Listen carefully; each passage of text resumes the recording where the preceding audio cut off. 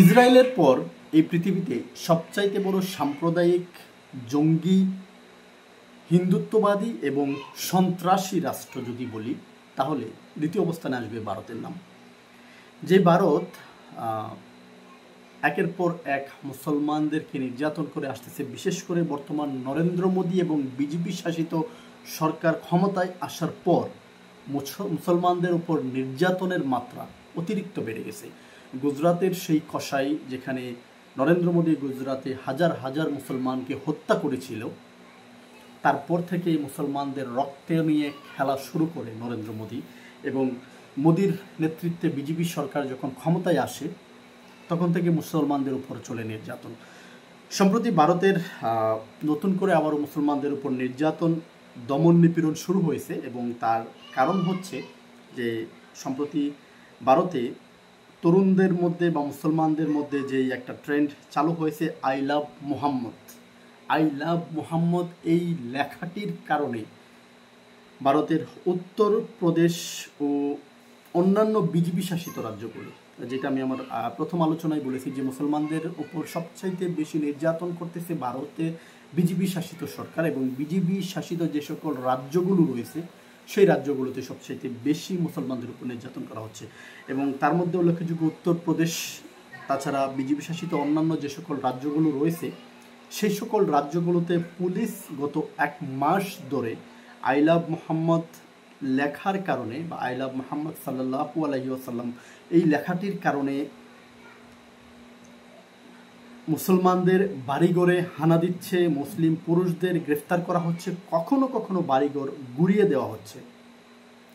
এ ধারাবাহিক ব্যাপারটি শুধু আইন প্রয়োগ নয়, প্রকাশ হয়ে উঠেছে ধর্ম ও রাজনৈতিক পরিচয়ের প্রতি গভীর উত্তেজনা, নিয়ন্ত্রণ চেষ্টার এক নতুন অধ্যায়। অর্থাৎ নরেন্দ্র মোদী সরকার বা নরেন্দ্র মোদীর হিন্দুত্ববাদী জঙ্গিবাদী সরকার যে ভারতের মুসলমানদের উপর একটা নিয়ন্ত্রণ করার চেষ্টা করতেছেন, মুসলমানদেরকে তাদের ইসলাম ধর্ম পালনে বাধা দিচ্ছেন, তারই বহিঃপ্রকাশ এই নতুন করে যে তারা নির্যাতনের পথ বেছে নিয়েছে।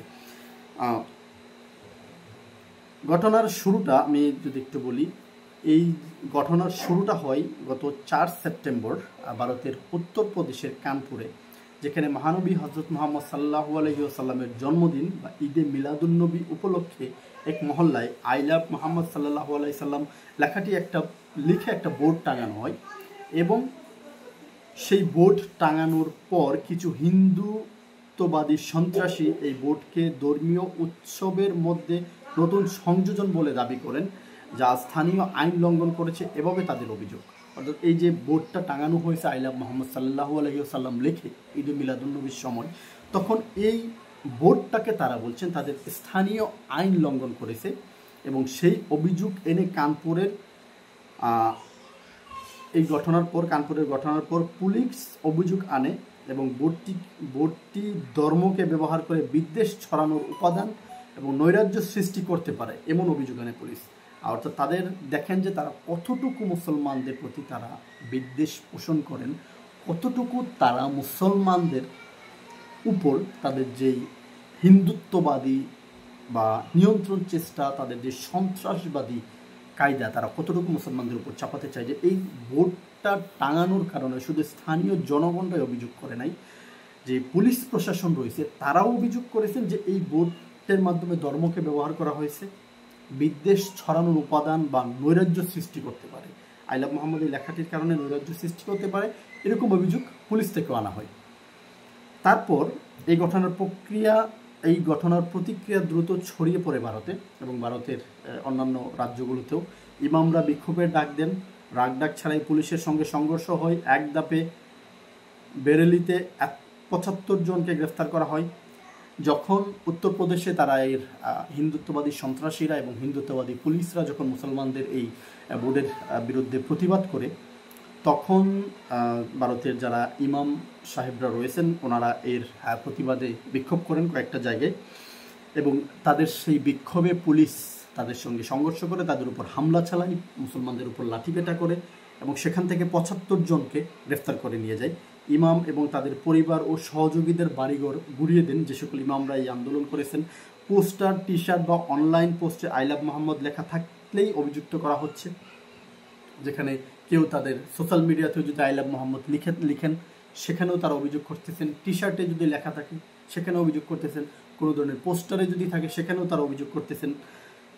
এবং অনেক ক্ষেত্রে অপরাধ হিসেবে আইনশৃঙ্খলা ভঙ্গ, ধর্মীয় উত্তেজনা, উস্কে দেওয়া, জনসমাগমের বাজে উদ্দেশ্য এই ধরনের ধারা লাগানো হয়েছে। তারা যেই তাদের হিন্দুত্ববাদী যে আচরণ, সে আচরণের মাধ্যমে তারা যে সকল অভিযোগ করছেন যে মুসলমানরা এই যে আই লাভ মোহাম্মদ লিখছেন, এতে তারা ধর্মীয় উস্কানি দিচ্ছেন, ধর্মীয় উত্তেজনা ছড়াচ্ছেন, জনসমাগমের মাধ্যমে বাজে উদ্দেশ্য করতেছেন, এরকম তারা বিভিন্ন ধরনের অভিযোগ আসতেছেন। এবং ভারতে কেন্দ্রীয়ভাবে এই প্রশ্নটা ওঠা হয় যে আই লাভ মোহাম্মদ বলা কি বেআইনি কিনা। ভারতের সংবিধান ও ধর্ম মত প্রকাশের স্বাধীনতা নিশ্চিত করে। ধারা 25 অনুযায়ী ধর্ম পালন, ধারা 19(1) ক অনুযায়ী মত প্রকাশের অধিকার। যদি কোনো কথাবার্তা সরাসরি সহিংসতা বা ঘৃণা উস্কে না দেয় তবে আইন শৃঙ্খলায় অভিযুক্ত করা যায় না। কিন্তু এই বাক্য আইন শৃঙ্খলা অভিযুক্ত করা যায় না, কিন্তু এসব মামলায় সরকার ও স্থানীয় প্রশাসন বলছে এই বাক্য হুমকি তৈরি করেছে, উত্তেজনা গ্রামে ছড়িয়ে দিচ্ছে। মানে ভারতের যে সংবিধান, সেই সংবিধান অবশ্যই বলাই আছে যে মত প্রকাশের স্বাধীনতা রয়েছে। কেউ কোনো বাক্যের মাধ্যমে যদি কোনো ধরনের উস্কানি না ছড়ানো হয় তাহলে তারা সেটা পালন করতে পারবে। কিন্তু তাদের প্রশাসন বলছে যে আই লাভ মোহাম্মদ বলার মাধ্যমে উত্তেজনা ছড়িয়ে দিচ্ছে, গ্রামের উত্তেজনা ছড়িয়ে দিচ্ছে, বিভিন্ন ধরনের হুমকি ছড়িয়ে দিচ্ছে এবং ধর্মীয় সহিংসতা ছড়িয়ে দিচ্ছে। এর জন্য তারা ব্যবস্থা নিচ্ছেন। এবং এখন পর্যন্ত সর্বশেষ যে খবর আমরা পাচ্ছি যে এখন পর্যন্ত প্রায় 200 জনের উপরে মুসলমানদেরকে গ্রেফতার করেছে শুধুমাত্র আই লাভ মোহাম্মদ এই শব্দটি লেখার জন্য। এখন ভারতের এই হিন্দুত্ববাদী বিজেপি সরকারের কাছে যদি প্রশ্ন রাখা হয় যে আমরা বিভিন্ন সময় দেখি মসজিদে নামাজরত অবস্থায় হিন্দুত্ববাদী সন্ত্রাসীরা গিয়ে বিভিন্ন ধরনের উস্কানি দেওয়ার চেষ্টা করেন, হিন্দুত্ববাদী সন্ত্রাসীরা গিয়ে মুসলমানরা নামাজ পড়তেছেন সেখানে হামলা চালান, হিন্দুত্ববাদী সন্ত্রাসীরা গিয়ে মসজিদের ভেতর হামলা চালান, মুসলমানদের উপর হামলা চালান, বোরখা পরা অবস্থায় মুসলিম নারীদের উপর হামলা চালান, সেগুলো কি ধর্মীয় সহিংসতা ছড়ায় না? ভারতের হিন্দুত্ববাদী বিজেপি সন্ত্রাসী সরকারের কাছে যদি প্রশ্ন রাখি যে এই যে সন্ত্রাসী কার্যক্রমগুলো করছে হিন্দুত্ববাদী সন্ত্রাসীরা, সেগুলোর মাধ্যমে কি ধর্মীয় উস্কানি ছড়ায় না? একমাত্র শুধু আই লাভ মোহাম্মদ এটা বললেই ধর্মীয় উস্কানি ছড়ায়? এই হিন্দুত্ববাদী বিজেপি সরকার মুসলমানদের জন্য সবচাইতে বড় অভিশাপ হয়ে দাঁড়িয়েছে এই মুহূর্তে ভারতে। এবং মুসলমানদের একের পর এক মুসলমানদেরকে তারা বিভিন্ন ধরনের নির্যাতন করতেছে। মোদির সেই গুজরাতে মুসলমানদের হত্যা থেকে শুরু করে কসাই মোদির মুসলিম নিধন মিশন শুরু হয় এবং এখন পর্যন্ত তার এই মিশন শুরু রয়েছে।